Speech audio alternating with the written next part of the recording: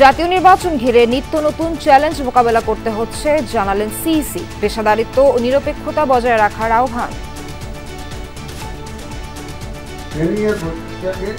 Seriously নিবেন। এই কমিশনের গঠন লাইন হচ্ছে প্রফেশনালিজম এন্ড নিউট্রালিটি।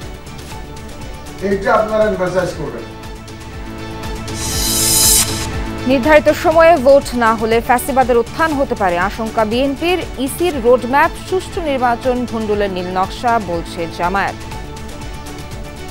দুইটা পদ্ধতির ভিতরে যে কোনো একটি সেটেল না হওয়া পর্যন্ত একটি সিস্টেমে নির্বাচনের পথনকশা ঘোষণা করাটা এটা তাদের জন্য বড় ধরনের অপরাধ। ষড়যন্ত্র হচ্ছে যে এই মধ্যপন্থা রাজনীতি, উদারপন্থী রাজনীতি, উদারপন্থী গণতন্ত্র তাকে সরিয়ে দিয়ে একটা উগ্রবাদের রাজনীতিকে নিয়ে আসা বাংলাদেশে। জাতীয় নির্বাচনে অংশ নিতে পারেন খালেদা জিয়া। যমুনাকে মির্জা ফখরুল, তারেক রহমানের দেশে ফেরার সাথে তফসিল বা পরিস্থিতির সম্পর্ক নেই। আওয়ামী লীগের সাবেক মন্ত্রী আব্দুল লতিফ সিদ্দিক সহ 16 জনের জামিন নামঞ্জুর। সন্ত্রাস বিরোধী আইনের মামলায় কারাগারে প্রেরণ। ঢাকার গণপরিবহন ব্যবস্থা ঢেলে সাজাতে সরকারের নতুন ঘোষণার পরও আশ্বস্ত নন যাত্রীরা। বিশৃঙ্খলায় লাভবান এক পক্ষ, বলছেন সড়ক বিশেষজ্ঞ। যদি একই রুটে বা কয়েকটা রুটের আন্ডারে পুরো বাস সিস্টেম পরিচালনা করতে পারি, তখন রাষ্ট্র সেটা নিয়ন্ত্রণ করতে পারবে। রাষ্ট্র কিন্তু দেখা যায় ভালোটা ট্রাফিক ম্যানেজমেন্ট সিস্টেম দিতে পারবে, যেটা হয়তো অনেকেই চাচ্ছে না। যোগান সংকটের অজুহাতে সবজির দর বাড়িয়েছেন দোকানিরা। ডিমের দাম কিছুটা কমলেও অপরিবর্তিত ব্রয়লার মুরগির দর।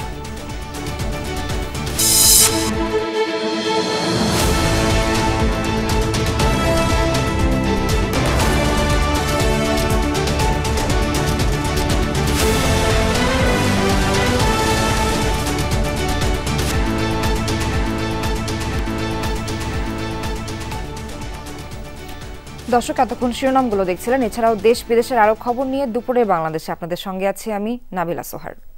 জাতীয় নির্বাচনে পেশাদারিত্ব এবং নিরপেক্ষতা যেন বজায় থাকে সেটি নিশ্চিত করার আহ্বান জানিয়েছেন প্রধান নির্বাচন কমিশনার এএমএম নাসির উদ্দিন। সকালে ত্রয়োদশ জাতীয় সংসদ নির্বাচন উপলক্ষে 2 দিন ব্যাপী কোর প্রশিক্ষণ কর্মশালার উদ্বোধন করেন। সেই অনুষ্ঠানেই জানান এ আহ্বান। বলেন, নিত্য নতুন চ্যালেঞ্জ মোকাবেলা করতে হচ্ছে, যেটা আগে ছিল না। আইন শৃঙ্খলা পরিস্থিতি বড় চ্যালেঞ্জ এ মন্তব্য করেন সিইসি। নির্বাচন কমিশনারদের নতুন চ্যালেঞ্জ মোকাবেলার উপর গুরুত্ব আরোপ করার আহ্বান জানান। অনুষ্ঠানে উপস্থিত নির্বাচন কমিশনার আনোয়ারুল ইসলাম সরকার বলেন, ত্রয়োদশ জাতীয় সংসদ নির্বাচন বাংলাদেশের ইতিহাসে সবচেয়ে ঝুঁকিপূর্ণ নির্বাচন হবে। নির্বাচন কমিশনার আবুল ফজল মোহাম্মদ সানাউল্লাহ বলেছেন, প্রত্যাশার তুলনায় বেশি হতে পারে ভোটার সংখ্যা। জানান, প্রবাসীরা উচ্ছ্বাস নিয়ে ভোট দিতে অপেক্ষা করছেন। এ ব্যাপারে সচেতন থাকার আহ্বান জানান তিনি। ট্রেনিং এর প্রত্যেকটাকে সিরিয়াসলি নেবেন। এই কমিশনের গঠন লাইন হচ্ছে প্রফেশনালিজম এন্ড নিউট্রালিটি। এইটা আপনারা এমফাসাইজ করবেন। The education and the training which cannot hit at the morality of the participant. নির্বাচনে কোনো দাঁড়াই ফানাই হবে না এবং এটা দিতে হবে। আজকের নির্বাচন কমিশন এই চ্যালেঞ্জ উত্তরানোর কোনো বিকল্প নাই। এই নির্বাচন কমিশনকে এবং নির্বাচনের সাথে আপনারা যারা জড়িত আছেন, ভালো নির্বাচন না করে দ্বিতীয় কিন্তু কোনো বিকল্প নেই।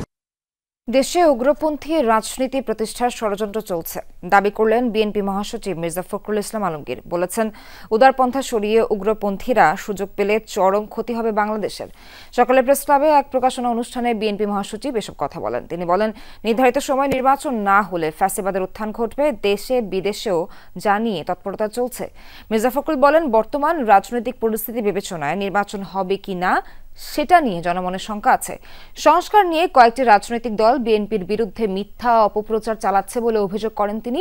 বিএনপি মহাসচিব অভিযোগ করেন, গেল 15 বছরে চেয়ারপারসন খালেদা জিয়া থেকে শুরু করে সর্বস্তরের নেতাকর্মীরা অত্যাচারের শিকার হয়েছেন।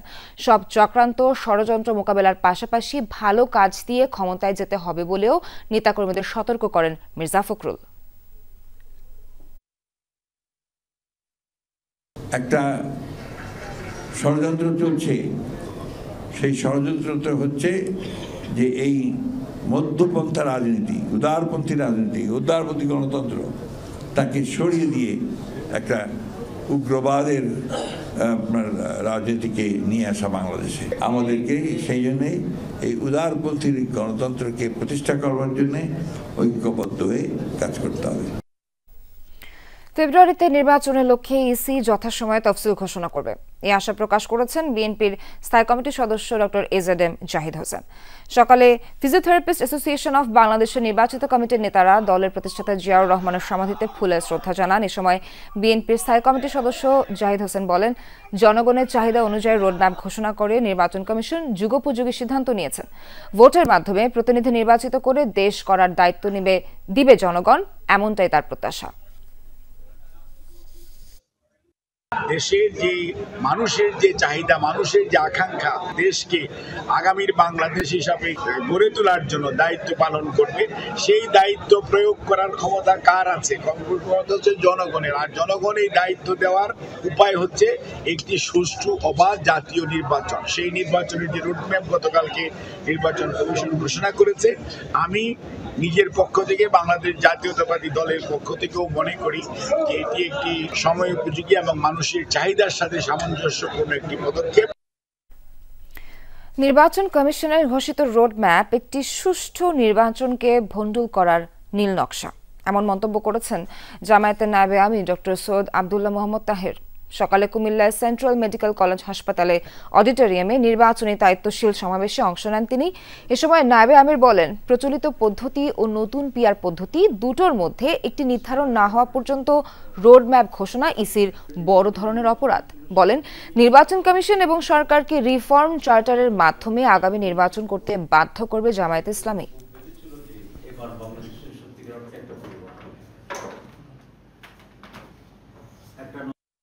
আমরা মনে করি এটা এই নির্বাচনের পথনকশা একটি সুষ্ঠু নির্বাচন ভণ্ডুল করার জন্য একটি নীল নকশা। এই দুইটা পদ্ধতির ভিতরে যে কোনো একটি সেটেল না হওয়া পর্যন্ত একটি সিস্টেমে নির্বাচনের পথনকশা ঘোষণা করাটা এটা তাদের জন্য বড় ধরনের অপরাধ। আসছে সংসদ নির্বাচনে অংশ নিতে পারেন বিএনপি চেয়ারপারসন খালেদা জিয়া। তিনি যেখান থেকেই লড়বেন, জিতবেন সেখানেই। সহকর্মী সাইফুদ্দিন রবিনের সঙ্গে আলাপে এমনই দৃঢ় বিশ্বাসের কথা জানালেন দলটির মহাসচিব মির্জা ফখরুল ইসলাম আলমগীর। জানালেন, যে কোনো সময় দেশে ফিরবেন ভারপ্রাপ্ত চেয়ারম্যান তারেক রহমান। তার ফেরার সঙ্গে সম্পর্ক নেই ভোটের তফসিল বা দেশের পরিস্থিতি। নির্বাচনে জোট গঠন প্রশ্নে মির্জা ফখরুলের উত্তর, রাজনৈতিক পরিস্থিতির উপর এটি নির্ভরশীল।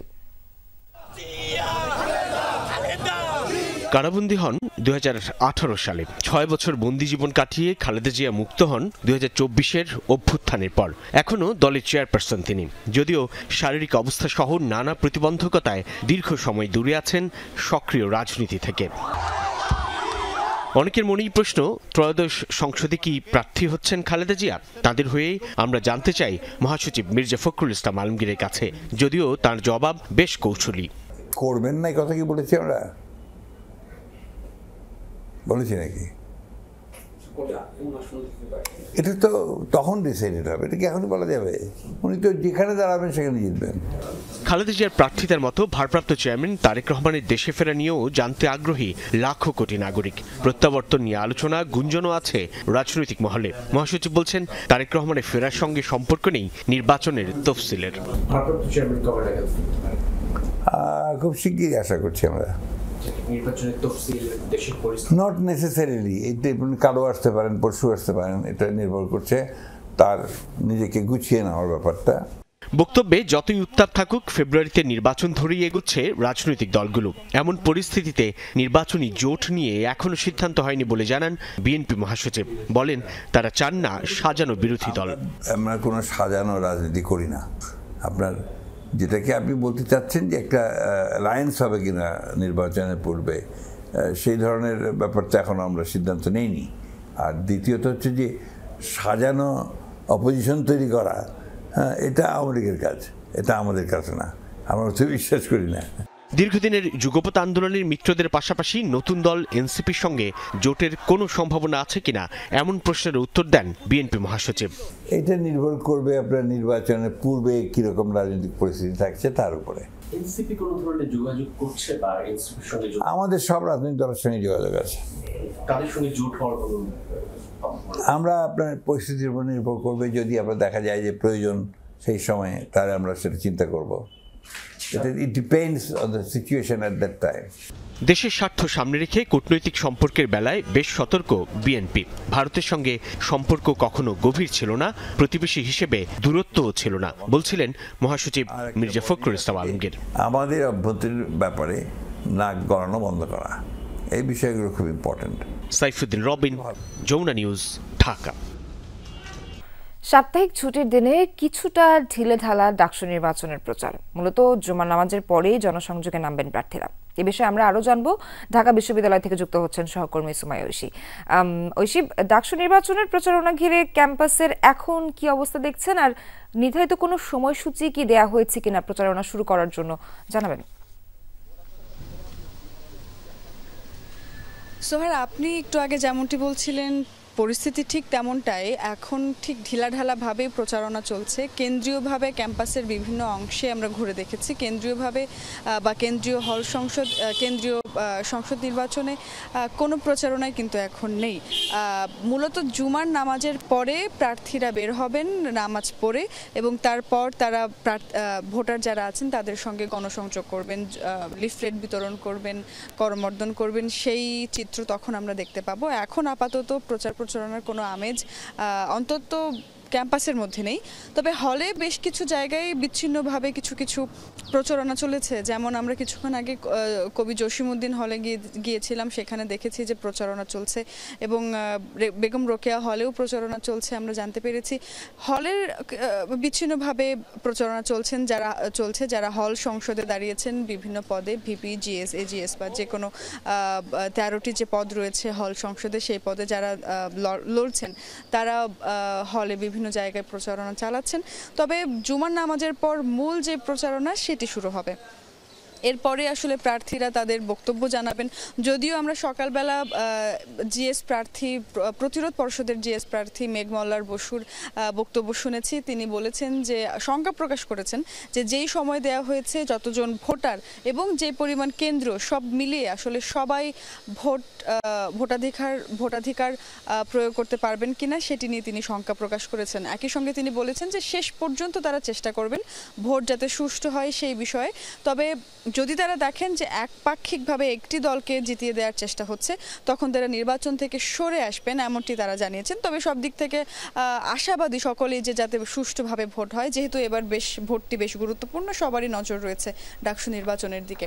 সোহার, একদমই ঐশী, আপনাকে অনেক ধন্যবাদ। দর্শক, এবারে আমরা ডাকসু নির্বাচনের খবরাখবর জানবো। আজ চূড়ান্ত প্রার্থী তালিকা প্রকাশ করার কথা, এরপর আনুষ্ঠানিক প্রচারণা শুরু করতে পারবেন প্রার্থীরা।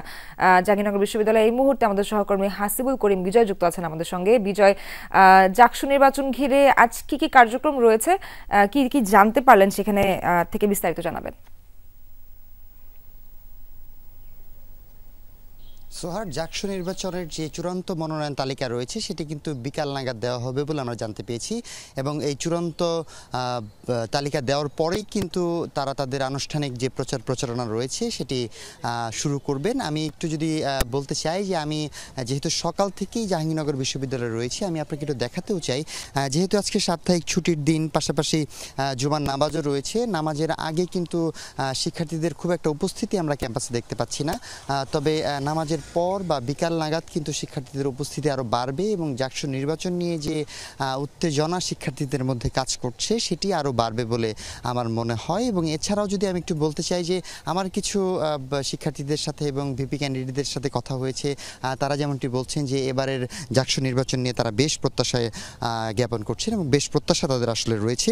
আমি একটু আপনাকে জানিয়ে রাখতে চাই যে এবার কিন্তু ভিপি প্রার্থী রয়েছে মোট 20 জন, এবং সাধারণ সম্পাদক অর্থাৎ জিএস প্রার্থী পদে লড়ছেন 17 জন, এবং এবারের ডাকসু নির্বাচনে 276 জন মনোনয়ন জমা দেন, এবং যাচাই বাছাই শেষে 256 জনের খসড়া তালিকা কিন্তু প্রকাশ করা হয়েছে। তবে চূড়ান্ত তালিকা আমরা আজকে বিকাল নাগাদই জানতে পারবো। এছাড়াও একটু জানিয়ে রাখতে চাই, এবারে ডাকসু নির্বাচনে মোট ভোটার সংখ্যা 11,919 জন, এবং এর মধ্যে ছাত্রর সংখ্যা 6,102 জন, এবং ছাত্রীর সংখ্যা 5,817 জন। তো সব কিছু মিলে যদি সোহার বলতে চাই যে জাকসু নির্বাচনকে কেন্দ্র করে শিক্ষার্থীদের মাঝে কিন্তু বেশ উত্তেজনা কাজ করছে। আমরা কয়েকজনের সাথে কথা বলে জানতে পেরেছি এবং চূড়ান্ত মনোনয়ন তালিকা প্রকাশ করার পর আমরা আসলে বাকি তথ্য আপনাকে জানাতে পারবো। সোহার। বিজয়, আপনাকে অনেক ধন্যবাদ। আগামীর বাংলাদেশে তরুণরাই রাজনীতিতে গুরুত্বপূর্ণ গুণগত পরিবর্তন আনতে পারবে কথা বলেছেন পররাষ্ট্র উপদেষ্টা তৌহিদ হোসেন। সকালে রাজধানী ইন্টারকন্টিনেন্টাল হোটেলে আয়োজিত বেঙ্গল ডেল্টা কনফারেন্স 2025-এর এসব কথা বলেন তিনি। উপদেষ্টা বলেন, স্বাধীনতার এত বছর পরও আমাদের সাংবিধানিক বা অন্যান্য প্রতিষ্ঠানগুলো শক্তিশালী করা যায়নি। এজন্য বাংলাদেশের রাজনৈতিক সংস্কৃতি পরিবর্তন আনতেই হবে। শুধু দায়িত্বে যাওয়া মানেই রাজনীতি নয়, এজন্য আমাদেরকে প্রতিষ্ঠানগুলোকে শক্তিশালী করা জরুরি। রোহিঙ্গা সংকট নিয়ে উপদেষ্টা বলেন, তাদের প্রত্যাবাসন করা না গেলে আগামী দশকেও এই অঞ্চলের মানুষকে ভুগতে হবে। The young people who have brought about the change will not allow the politics of Bangladesh to go back to where it was pre-24 or pre-1991. Definitely, Bangladesh politics will not be as vicious or as defective, bad as it has been for many years.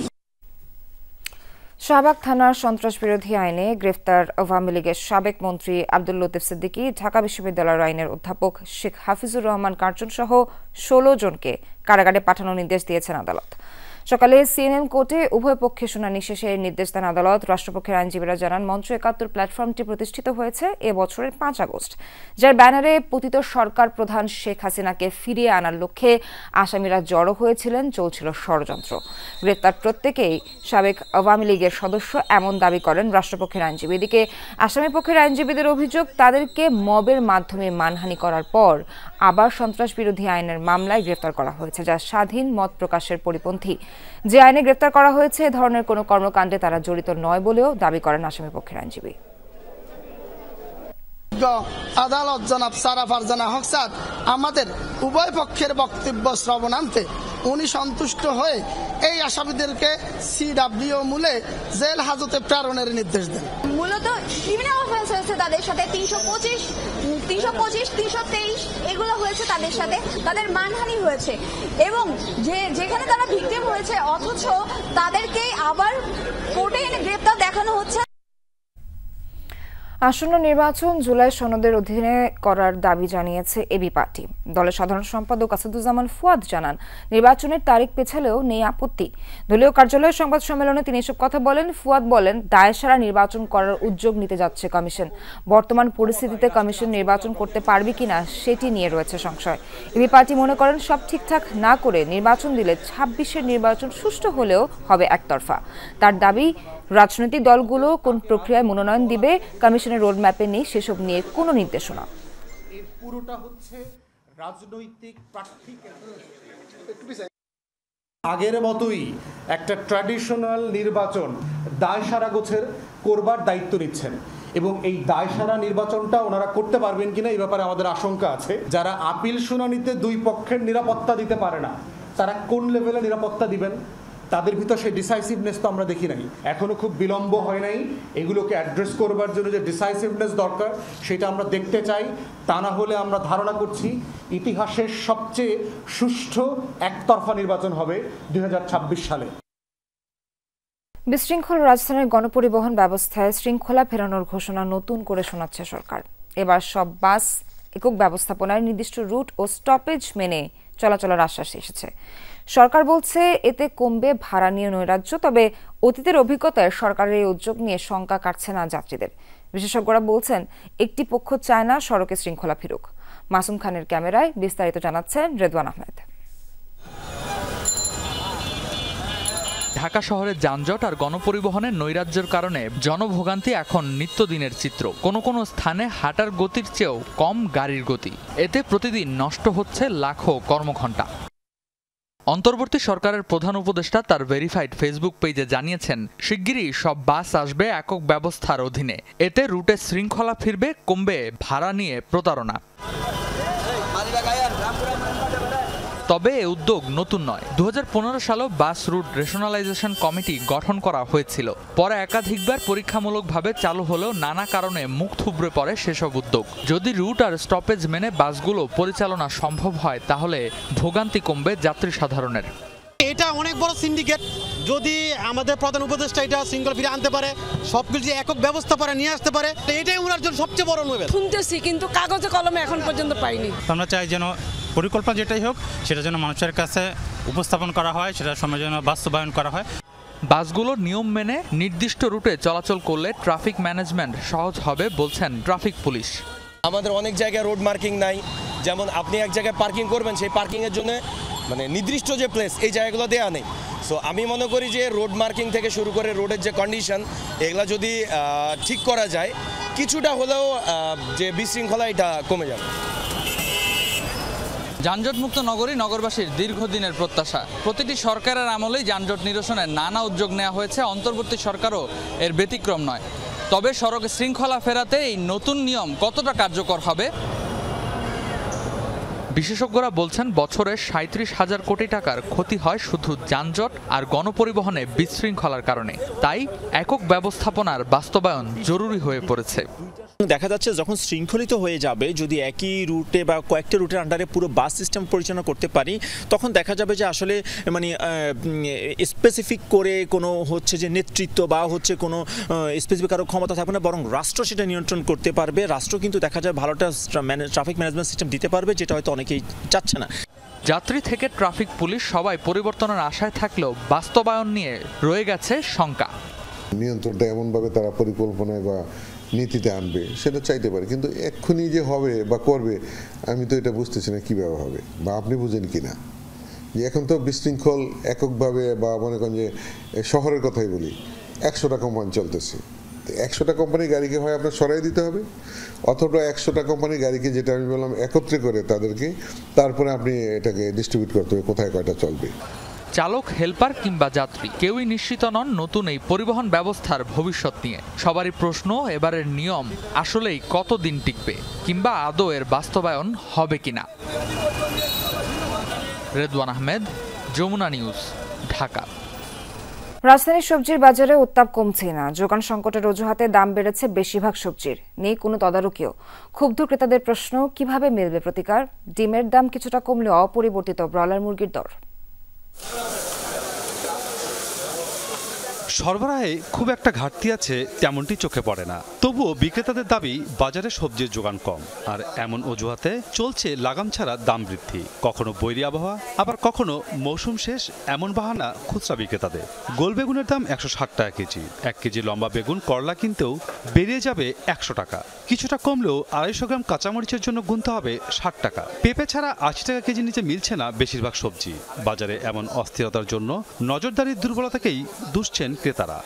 কষ্ট কিনলাম, কি করে দাম বাড়ছিল, কিনে লাগবে না, না কিনতে ভালো খাইতে হবে, বেশির মধ্যে কম কিনে আতঙ্ক হয়ে গেছে। আসলে একটা জিনিস মনে করেন যে আগে ছিল মনে করেন ধরেন 60 টাকা 50 টাকা, এখন সেই জিনিস ধরেন 80 টাকা কেজি, প্রতি 20-25 টাকা যদি বাড়ে তাহলে জনগণের কি অবস্থা হবে? এখানে উৎপাদিত অঞ্চলের আড়ত আর এখানের খুচরা বাজার, এই যে মাঝখানে যে পরিয়ারা বা যে মিডলম্যানরা আছেন, ওরাই এই মানে মেজর প্রফিটটা নিয়ে যাচ্ছেন। কারণ হচ্ছে মাঝখানে কিছুদিন একটা বৃষ্টি গেল, এই জন্য মাল কিছু সংকট হয়ে গেছে। কেজিতে 20 টাকা বেড়ে চড়া মূল্যে স্থির হয়ে আছে পেঁয়াজের বাজার, কিনতে হবে 80 টাকায়। কেজিতে 10 টাকা দাম বেড়েছে আদা রসুনেরও। নতুন করে অস্থিরতা দেখা দিয়েছে ডালের বাজারে। 20 টাকা বেড়ে 1 কেজি দেশি মসুর ডাল বিক্রি হচ্ছে 160 টাকায়। আদা বিক্রি করতেছি আপনার 220 টাকা 200 টাকা, তারপর রসুন বিক্রি করতেছি 150 140, দেশি মসুর ডাল 160 টাকা। দেশি মসুর ডাল দাম বাড়ছে, তার কমে নাই। পুরোপুরি স্বস্তি না এলেও কিছুটা উত্তাপ কমেছে ডিমের বাজারে। গত সপ্তাহের তুলনায় লাল ডিমে ডজন প্রতি দাম কমেছে 10 টাকা, মিলছে 140 টাকায়। ডজনে 5 টাকার মতন কমছে। গেছে সপ্তাহে দেওয়া যেতেছে আমরা 145-40 টাকা বিক্রি করছি, এর সপ্তাহে 140-135 টাকা বিক্রি করতেছে। অপরিবর্তিত আছে মুরগির বাজার। 1 কেজি ব্রয়লারের জন্য গুনতে হবে 170 টাকা, আর সোনালী মিলছে 320 টাকা কেজিতে। মাসুদুজ্জামান রবিন, যমুনা নিউজ, ঢাকা। ক্রমেই বাড়ছে ভেনেজুয়েলা ও যুক্তরাষ্ট্রের উত্তেজনা। লাতিন ও ক্যারিবীয় অঞ্চলে মার্কিন নৌবহর পাঠানোর জবাবে ব্যাপক সামরিক মহড়া চালাচ্ছে ভেনেজুয়েলা। প্রেসিডেন্ট নিকোলাস মাদুরোর অভিযোগ, তাদের সম্পদের নজর যুক্তরাষ্ট্রের, তাই সামরিক উত্তেজনা ছড়িয়ে স্থাপন করতে চায় উপনিবেশ। এদিকে সার্বভৌমত্ব লঙ্ঘনের অভিযোগে ওয়াশিংটনের বিরুদ্ধে জাতিসংঘে চিঠি দিয়েছে কার্কাস। নাকের ডগায় মার্কিন নৌবহর, তাই সামরিক শক্তি ঝালিয়ে নিতেই ভেনেজুয়েলার এই মহড়া, যার নেতৃত্ব দেন খোদ প্রেসিডেন্ট নিকোলাস মাদুরো। অংশ নেন স্পেশাল রেভলিউশনারি অপারেশনস বাহিনীর কয়েক হাজার সদস্য। পার্বত্য অঞ্চলে নানা সামরিক কসরত দেখান সেনা সদস্যরা। ছিল চোখ ধাঁধানো প্যারেড। অত্যাধুনিক অস্ত্র নিয়ে সেনা সদস্যরা অংশ নেন লাইভ ফায়ারিংয়ে। এ সময় প্রেসিডেন্ট অভিযোগ তোলেন ভেনেজুয়েলার সম্পদ লুটের পায়তারা করছে যুক্তরাষ্ট্র। এ কারণেই সমুদ্র সীমায় ছড়াচ্ছে উস্কানি। জানান সাম্রাজ্যবাদের বিরুদ্ধে প্রস্তুত তার দেশ। আমাদের সম্পদ, উপনিবেশ স্থাপন আর ভেনেজুয়েলাকে টুকরো টুকরো করতে চায় সাম্রাজ্যবাদীরা। একটানা হুমকি, মনস্তাত্ত্বিক যুদ্ধ। ভেনেজুয়েলার বিরুদ্ধে অবরোধের পরও বলতে পারি আমরা আগের তুলনায় শক্তিশালী। শান্তি, সার্বভৌমত্ব এবং আঞ্চলিক অখণ্ডতা রক্ষার জন্য প্রস্তুত। চলতি সপ্তাহে হবে আরও একটি সামরিক মহড়া, জানিয়েছে মাদুরো প্রশাসন। লাতিন ও ক্যারিবীয় উপকূলে নৌবহর পাঠানোয় ওয়াশিংটনের বিরুদ্ধে আন্তর্জাতিক আইন লঙ্ঘনের অভিযোগ তুলেছে কারাকাস। এরই মধ্যে জাতিসংঘের কাছে পাঠিয়েছে অভিযোগপত্র। জাতিসংঘ মহাসচিবকে একটি চিঠি পাঠানো হয়েছে, যেখানে ভেনেজুয়েলার বিরুদ্ধে মার্কিন সরকারের ক্রমাগত হয়রানিমূলক নীতি এবং সাম্প্রতিক বিপজ্জনক কর্মকাণ্ডের নিন্দা জানানো হয়েছে। তাদের এই সামরিক তৎপরতা জাতিসংঘ সনদের স্পষ্ট লঙ্ঘন। এর আগে মাদক বিস্তার রোধে ভেনেজুয়েলা উপকূলে 3টি ডেস্ট্রয়ার, পারমাণবিক ক্ষমতা সম্পন্ন অ্যাটাক সাবমেরিন সহ 4500 নৌসেনা পাঠায় যুক্তরাষ্ট্র। জবাবে দেশজুড়ে মিলিশিয়া এবং জলসীমায় যুদ্ধজাহাজ মোতায়েন করে ভেনেজুয়েলাও। মোস্তফা মাহমুদ, যমুনা নিউজ। ভারতের খুলেদিয়া বাঁধের পানিতে ভয়াল পাকিস্তানের বন্যা পরিস্থিতি। এরই মধ্যে পাঞ্জাবের কারতারপুরে তলিয়ে গেছে শিখ ধর্মের প্রতিষ্ঠাতা গুরু নানকের সমাধি। প্রদেশটিতে 24 ঘন্টায় আরও 17 জনের মৃত্যুর খবর পাওয়া গেছে। ক্ষতিগ্রস্ত 10 লাখেরও বেশি। বেড়েই চলেছে চেনাব, ঝিলম ও সুতলেজ নদীর পানির উচ্চতা। 49 বছরের মধ্যে সর্বোচ্চ বৃষ্টিপাত রেকর্ড করা হয়েছে শিয়ালকোটে। 4 দশকের মধ্যে সবচেয়ে ভয়াবহ এ বন্যায় পাকিস্তানে মারা গেছে 8 শতাধিক মানুষ। ভারতের খুলে দেয়া বাঁধের পানিতে প্লাবিত শিখ ধর্মের প্রতিষ্ঠাতা গুরু নানকের সমাধিস্থল। শুধু কারতারপুরই নয়, প্রলয়ঙ্করী বন্যায় ভেসে গেছে পাঞ্জাবের গ্রামের পর গ্রাম। এর মধ্যে যুক্ত হয়েছে লাগাতার বৃষ্টি। অর্ধশতকের মধ্যে সর্বোচ্চ বৃষ্টিপাত রেকর্ড করা হয়েছে শিয়ালকোট জেলায়। দুর্যোগপূর্ণ আবহাওয়ার কারণে আরও একদিন বন্ধ রাখা হবে শিয়ালকোট আন্তর্জাতিক বিমানবন্দর। এখন পর্যন্ত পাঞ্জাব জুড়ে প্রায় 1700টি গ্রাম পানির নিচে তলিয়ে গেছে, যার ফলে আনুমানিক 14.5 লাখেরও বেশি মানুষ সরাসরি ক্ষতিগ্রস্ত। তারা বিভিন্ন সমস্যার সম্মুখীন হচ্ছেন। স্থানীয়দের অভিযোগ চেয়েও পর্যাপ্ত সহায়তা পাচ্ছেন না তারা। দুর্যোগ মোকাবেলায় কর্তৃপক্ষকে এগিয়ে আসার আহ্বান জানিয়েছেন বন্যা কবলিতরা। অনেক পরিবার এখানে আটকা পড়ে আছে। হঠাৎ করে পানি এসে পড়ায় তারা আর বের হতে পারেনি। দুর্ভাগ্যবশত প্রশাসনের তরফ থেকে কোনো আগাম সতর্ক বার্তা দেওয়া হয়নি। জরুরি নম্বরে সহায়তা চেয়েছি, কিন্তু কেউ সাড়া দেয়নি। ব্যাপক ক্ষতি হয়েছে। অনেক গবাদি পশু ভেসে গেছে, ঘরবাড়ি ধ্বংস হয়ে গেছে। যাদের সামর্থ্য আছে এগিয়ে আসার আহ্বান জানাচ্ছি। গ্রাম সম্পূর্ণরূপে ডুবে গেছে। প্রতিটি ঘরে পানি ঢুকেছে। শস্যের গুদাম নষ্ট হয়ে গেছে। উদ্ধারকারী দল এসেছে, তবুও পরিস্থিতি ভয়াবহ। কর্তৃপক্ষ বলছে আরো 3 থেকে 4 দিন অব্যাহত থাকতে পারে ভারী বৃষ্টিপাত। অনিক রহমান, যমুনা নিউজ। অনুষ্ঠিত হলো দৌড় প্রতিযোগিতা রানরাইজ নেশন 15K 2025। ভোরে রাজধানীর হাতিরঝিলে দৌড় প্রতিযোগিতায় অংশ নেন প্রায় 2000 প্রতিযোগী। 3 ক্যাটাগরিতে দৌড়ান বিভিন্ন বয়সী নারী, পুরুষ ও শিশুরা। গরম উপেক্ষা করে দৌড় শেষ করে মেডেল জেতেন অংশগ্রহণকারীরা। শারীরিক ও মানসিক সুস্থতার জন্য দৌড়ের প্রয়োজনীয়তার কথা বলেন তারা। রানরাইজ নেশন 15K 2025-এর মিডিয়া পার্টনার যমুনা টেলিভিশন।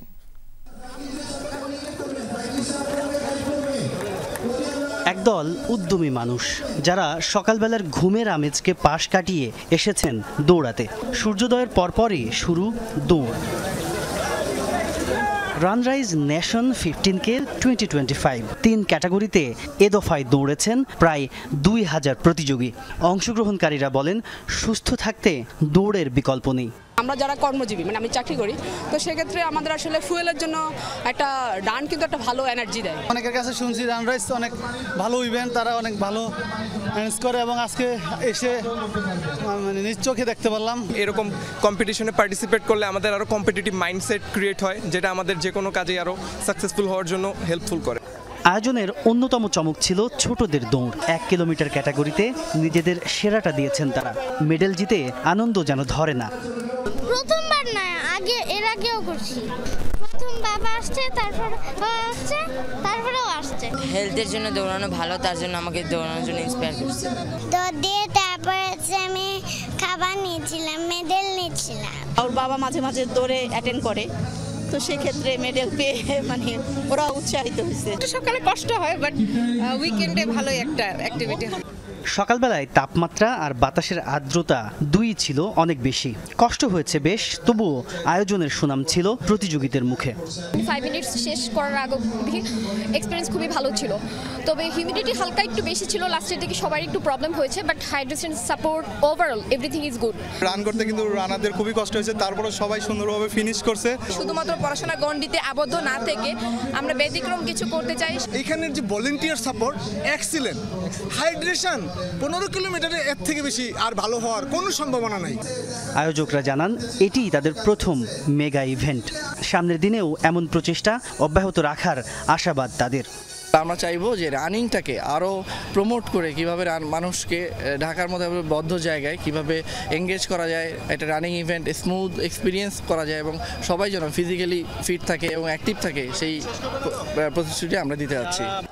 দৌড় শেষে হাতিরঝিলের অ্যাম্ফি থিয়েটারে আয়োজন ছিল পুরস্কার বিতরণের। রাফেল ড্রতে আকর্ষণীয় পুরস্কারও জেতেন রানরাইজ নেশন 15K 2025-এ অংশগ্রহণকারীরা। তাজনুর ইসলাম, যমুনা নিউজ, ঢাকা।